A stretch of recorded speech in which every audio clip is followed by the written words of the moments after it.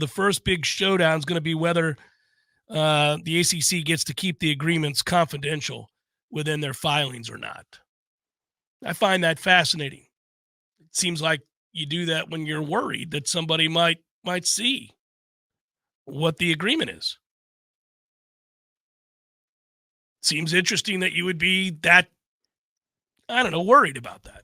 It really, it's strange to me on a lot of levels. I mean, you've had a legal expert come on and say that in his view, it's weird that you wouldn't have a fully executed copy of the agreement in every one of the member institutions of the ACC when it comes to the grant of rights, not just in the conference side, but the network side, that you'd have to go into a bunker, what's tantamount to a bunker, and go get people to read it. And they bring it out of a lockbox and then put it before you in plastic wrap, it's very strange to me that exists, and then this also exists. If you believed in your heart of hearts that everything was on the up and up, that the grant of rights was ironclad, you would wave that baby on every single sports news or news channel that would take your airtime. You would just wave it. You say, here it is. Good luck, fellas. Good luck, ladies. Anytime you sit at a conference table and try to read through this, you're going to come to the same conclusion, ironclad. So run up those billable hours on Florida State because everybody's wasting their time. But they don't do that. They hide things. They file a motion preemptively, file a suit preemptively against Florida State the day before Florida State filed their own. They take all of these extra measures that imply fear, that imply culpability to some degree, and I don't think they appreciated very much that Florida State outed them for allowing ESPN to have a 4-year extension in terms of deciding whether or not they wanted the network itself to be another 9 years in existence. I don't think they appreciated that very much at all. Yeah, 2025, they have to make that decision about 2027. Right, but it was supposed to be executed by 21. It was supposed to be decided upon in 21, and they were given an extra 4 years. Nobody knew that, and I'm telling you, man, if that was fake, if that was a claim that Florida State exaggerated to the point of it being a lie, don't you think it would have been rebuffed by now and totally knocked down and quashed? They haven't said word one about that allegation, which tells me that that's exactly what happened. Yeah, they didn't like it. I think you're right to suggest they didn't like that. They don't like any of this dirty laundry being aired right now. But this is what happens. This is, I mean, this isn't the same as Discovery, but you get the point. Like, more is going to come out. If the longer this goes, much more is going to come out.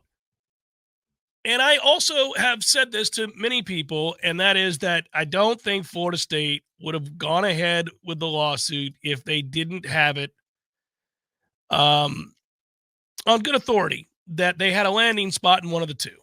So I think Florida State got what they needed in terms of some assurances, certainly not on paper, and then went ahead knowing they had, at the very least, probably a suit that had greater teeth than people expected. Already that's the case. Even when you talk to people who don't think Florida State's going to win the case if it goes all the way through trial, those people have said, oh, well, I'm kind of surprised there's some real teeth to this. Like, people, I think, thought that Florida State was just full of hot air. Correct. Every tooth in the mouth of this legal beast gets you out of the conference for cheaper. That's the whole thing I mean, you want it to be like a shark where you got rows and rows of these puppies, and maybe it's not quite that. But I feel like every legal argument that you can make that holds some water or has an individual who's a litigator go, woo, didn't know Florida State had that much for the ACC, that makes the settlement cheaper. I still think it's going to be a settlement at the end of the day. This is something we've talked about since Texas and Oklahoma announced that they were leaving a year early and they were switching networks and they were doing all of that trading between Michigan and Texas, who gets the home game, and then the settlement for $50 million per school against future earnings. It was, what's the number? That's what this always was about, is what's the number going to be? I suppose there's an outside shot that Florida State could get out of this for free and clear, but I don't even think they entered these proceedings with that intent. They're just trying to get out for pennies on the dollar, and they might be able to do it. Yeah, I don't think they suspect that they'll get out scot-free. I agree with that. I think this is meant to bring people to the table. It'll be interesting, though, because anything that is agreed upon, let's say a number, the confidentiality agreement that would have to be signed here in this situation is one that would be, you think that the grant of rights was under lock and key in a way that was bizarre. Imagine that agreement, because that agreement spells the path to freedom for everybody else. And it also speaks to the demise and eventual end of the ACC. Well, the other part of this that, look, I love everybody in the fan base dearly because we're all in this together, especially after the snub. Like, you feel a togetherness, but I don't quite go as far, radically speaking, as to say that the ACC and ESPN are in cahoots to screw Florida State. I think if ESPN could dissolve the ACC agreement and save some money and take the best teams and put them in power conferences, They might, yes. I think that would be their ultimate intent, but they can't do that because they would get sued. ESPN would get sued. I think that's what they would want. If you ask them in a private moment, can we stop paying Pitt and Wake and Boston College? And what if you just took North Carolina, Clemson, Florida State, and maybe Miami, but you took those brands and you put them in the SEC? Would you do it right now? Oh, hell yes. We would. Yeah, you want to hold that massive Southern audience that you have. Absolutely. So while I believe that's true, I also think that maybe the reluctance to share this grant of rights might be coming from the network to a degree, because if this gets broken, then they've got to rewrite and spend all sorts of billable hours on the SEC contract, on every subsequent contract that they're working on. So I think that there's a fear on the network level that if this gets challenged in court and broken, that nothing is sacred, that it's almost tantamount to there are unlimited transfers. Well, you probably speed up the process of the semi-pro / 2 super conferences. We get to the number faster. Is it 48? How many teams are playing big boy football? And where are they? Does Fox or ESPN have them? That's what that does. It just speeds all of that up. Each time there's an update on the case and what it means, anytime you read something about what the ACC is doing or what Florida State side is doing, you certainly wonder, okay, well, what does it mean? Well, we're asking attorneys and getting a sense of what that means, and we'll always relay that to you. If it's particularly interesting, we'll talk about it on a YouTube video, or we'll have a guest on the Jeff Cameron Show, whatever it might be, to answer those questions. But that's kind of where I think that was yesterday. And I find that fascinating, that the next big showdown is going to be whether or not the ACC gets to keep the agreement confidential within their filings. What if the answer is no to that?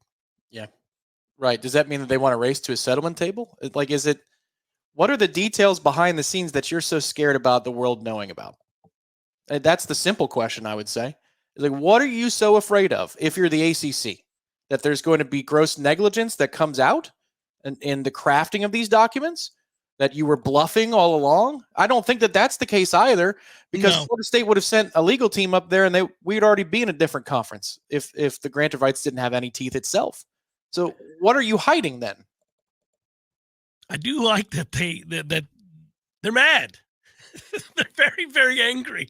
I mean, you don't do what they just did. Like, you know what yesterday was? And another thing.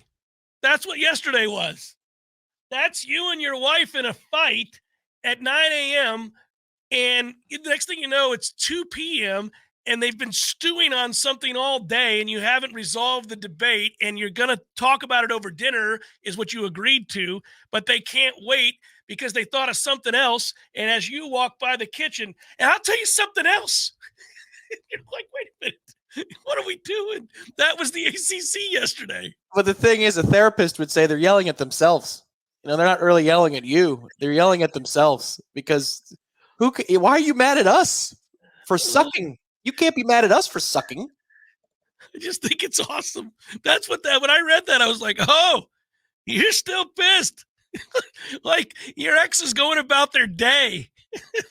They're like, I'm going to call that son of a bitch right now.